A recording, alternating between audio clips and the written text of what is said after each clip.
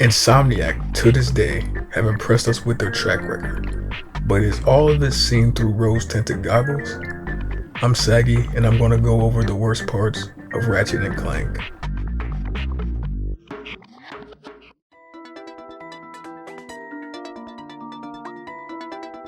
This is the first game, and by the looks of the movement system, it is a platformer first. Traversing the world isn't too much of an issue, but when it comes to actually shooting something, problems start to arise, with strafing or lack thereof being the main issue. With Ratchet's strafe, he gains much more mobility like side flips, increasing your chances of survivability. In the first installment, however, you must rely on positioning to hit things, and I already know what you're going to say. But you can use Clank's thruster pack for strafing, but you can aim with the first person view. And to that I would ask how many people on a casual playthrough use these, let alone know about them. There is a soft lock-on that allows some bullets to fire on track, but the tracking is very lax. So much that enemies can dodge hits with the slightest of movements. You also have to be relatively close to the enemies to get the lock-ons procced, and even then you can miss from being too close while an enemy moves. The Rhino exists and has infinite range and great tracking, so they could have done it to all applicable weapons, but didn't. There are also some areas, especially towards the end, that fill rooms with enemies and you have to maneuver around them, trying not to miss. And the thruster pack removes aerial capabilities and locks you in place when deactivating. The shooting works in this game, but the differing aspects don't play very nicely with each other.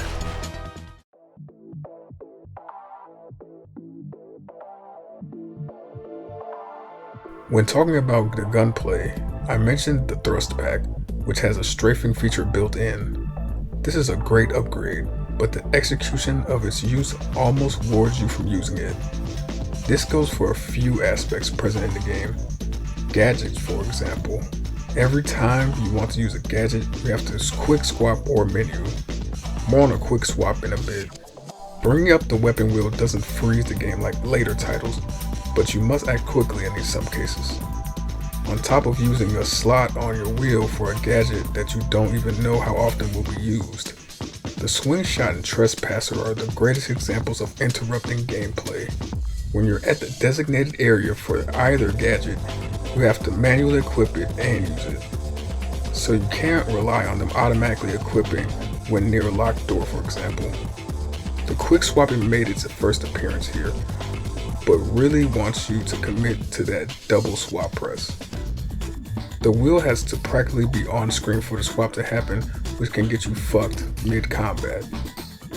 You also only have one wheel, so you have to determine what are your favorite weapons, what weapon combinations will be suitable for combat, and gadget placement, with a very limited number of spaces.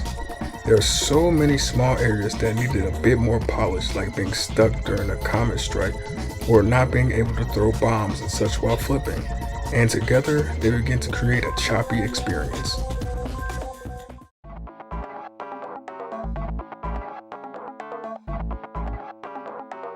This is Ratchet and Clank after all, so wouldn't it make sense for you to play as Clank as well? The idea to play as the tin can, and it isn't inherently bad, but playing as him here does absolutely nothing for the game. You go from running and gunning with the furball to slowly pacing your way through some elementary school puzzles, I guess. I'm not sure if they're really puzzles, but there isn't too much thought needed to progress to his sections, and they feel tacked on. All you do is find these little gadget bots and lead them to a door so that they can open it, with occasional combat. There's a Clank section near the start of the game which leads me to believe that he has always been planned to be playable, but the actual gameplay feels as though they ran out of time and needed something that was at least serviceable for Clank's parts.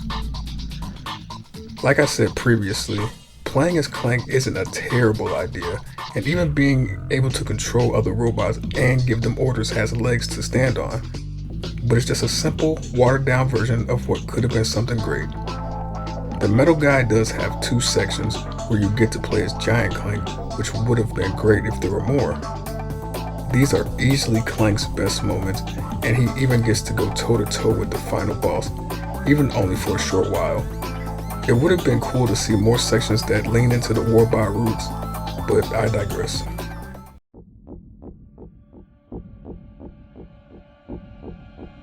Ratchet and Clank are known for their wacky and powerful weaponry, but it's also a platformer. You get platforming challenges from time to time, but it definitely takes a back seat in this game.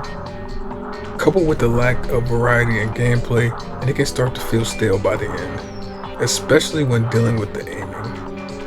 The devs did try though, such as the aforementioned Clank sections, but many of the additional gameplay challenges, like piloting a fighter jet on Pokitaru, are few and far as well as hit or miss. The hoverboarding is a neat addition, but it's without a doubt half-baked. The same goes for the giant Clank section near the tail end of the game. There's nothing wrong with the variety provided, but more so the quantity and quality. But what do you think? Maybe you would have liked to see even more playable characters. Maybe you wished you could have been one flying from planet to planet. Let me know below. Like and subscribe. I'm Saggy, and I'm also out.